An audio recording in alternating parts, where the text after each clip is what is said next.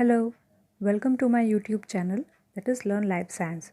Myself Vinita Tiwari, and in this video I am going to tell you how you can determine the anti-diabetic potentials of plants in vitro.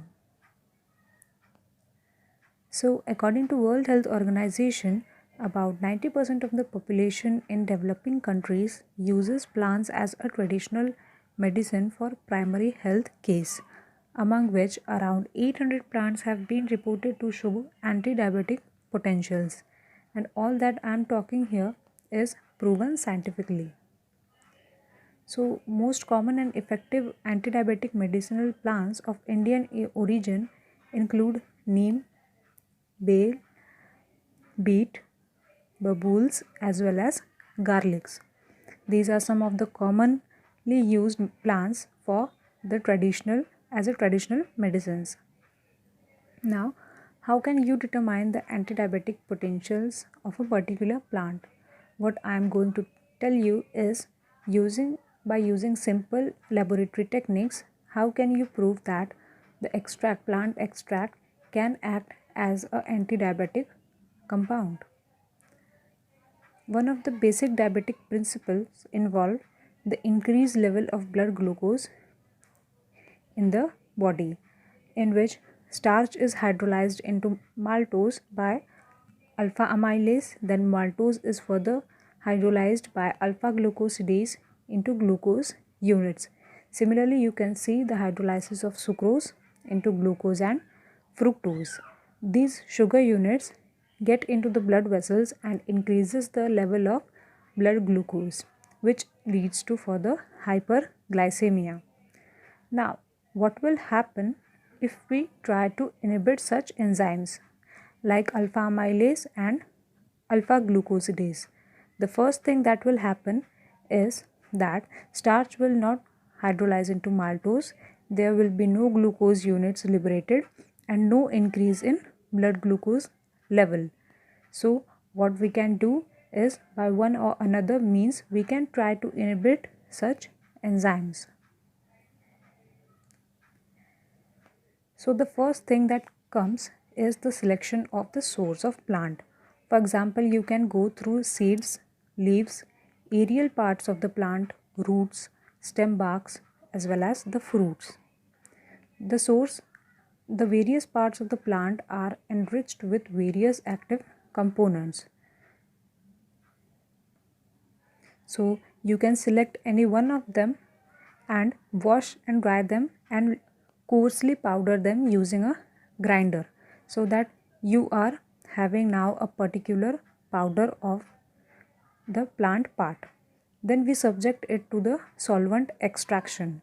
We are following a method of extraction of active compound by the process which is known as macerations. For solvent extraction, you can go through water as well as ethanol, methanol, chloroform, ether as well as acetone. Now in this process, the first thing you have to do is wash and dry the leaves properly, grind and weigh the coarse powder in grams, and then the solvent you are using, add 15 gram of the powder to the solvent about 100 ml. For example, I am taking here methanol as a solvent for the extraction of active components. Now incubate it or keep it on the shaker overnight by covering it completely using a foil paper or using any kind of filter paper or newspaper. On the next day, you simply just filter the mixture by using a filter paper and a funnel, collect the extract and allow it to evaporate at a particular temperature. Now, the important thing that appears here is the temperature at which you will have to evaporate the extract. The evaporation will be done at the boiling point of the solvent that you are using. Okay, so after the complete evaporation, or you can simply evaporate the solutions in a petri plate and keep it in an oven. It will take maximum 30 to 45 minutes. After evaporation, recover the powder and weigh the powders in gram. This is an important step that you must know how much quantity of the extract you got after the extraction by using solvent. Now, the extract you got is now ready for the enzyme inhibitory activity.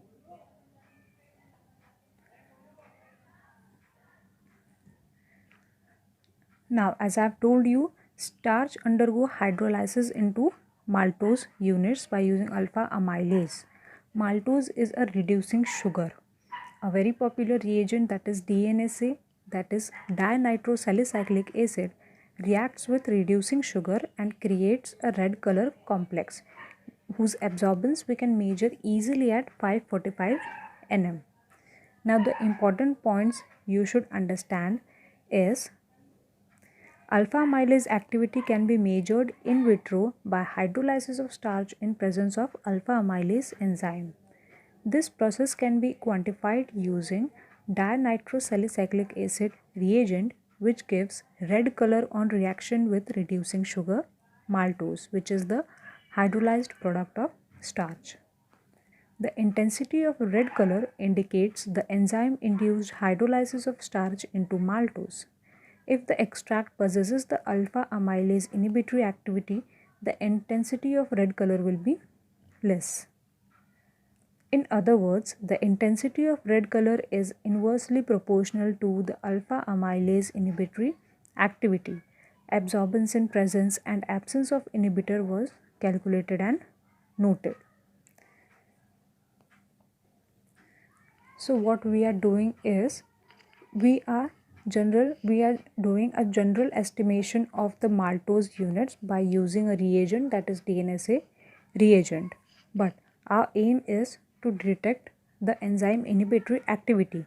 Therefore, we are going to take two sets, one containing the inhibitor and another one in the absence of inhibitor.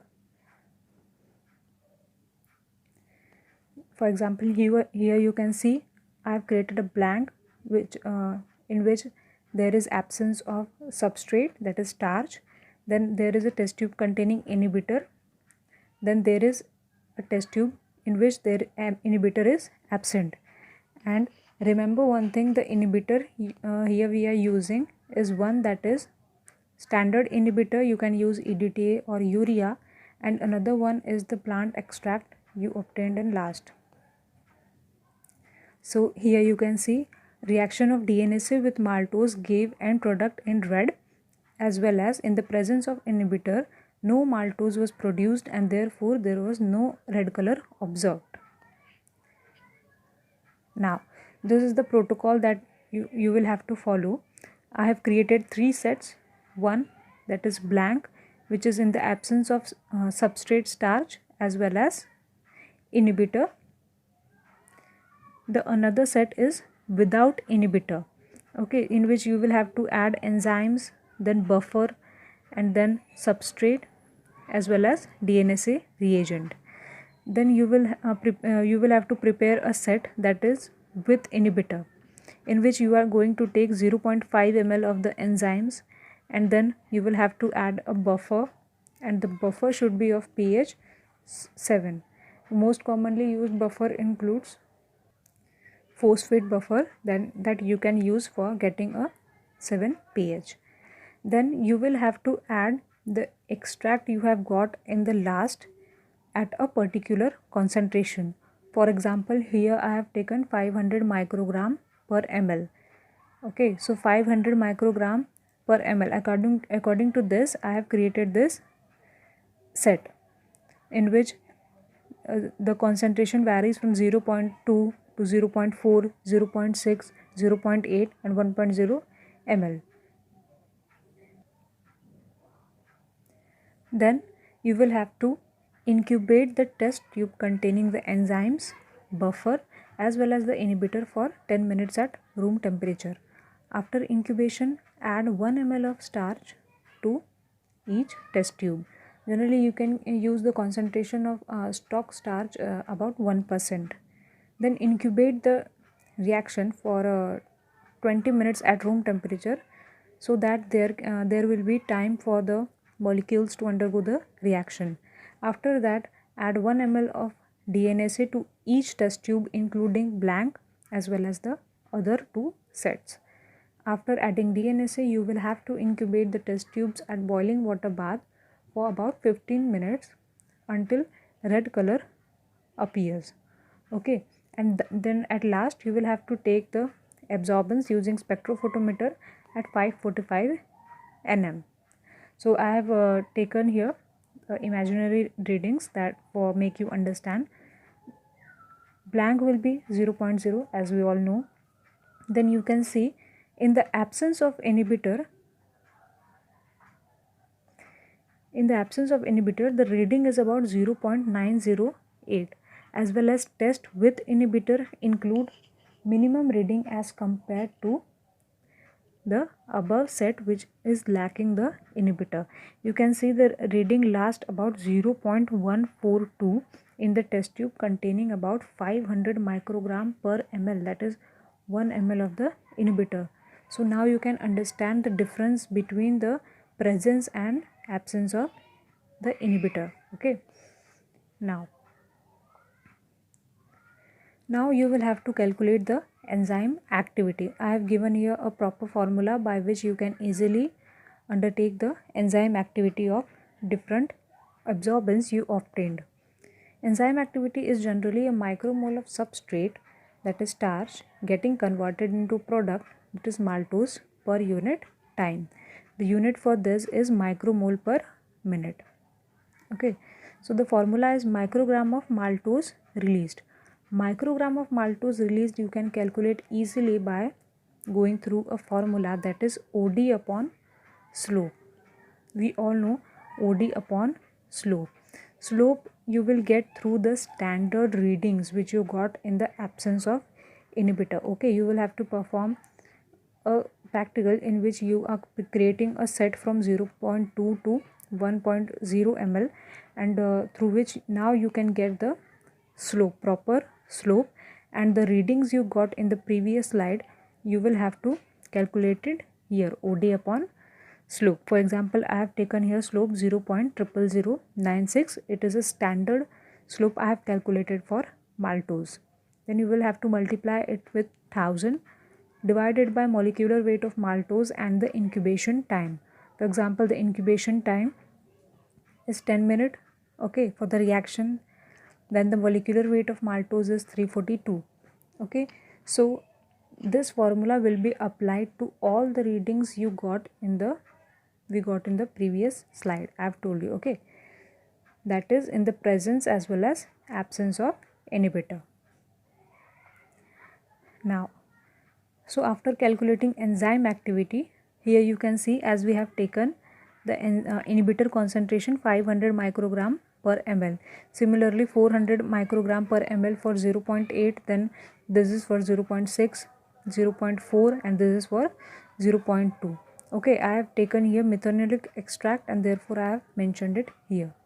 Now, as you can see, in the absence of inhibitor, the enzyme activity is found to be 276.55 micromole per minute. Okay, and then in the presence of inhibitor, that is your plant extract, there is comparatively lesser count. As you can see, at 500 microgram per ml concentration, the enzyme activity is about 43.25, which is so much fold less than that in the absence of inhibitor.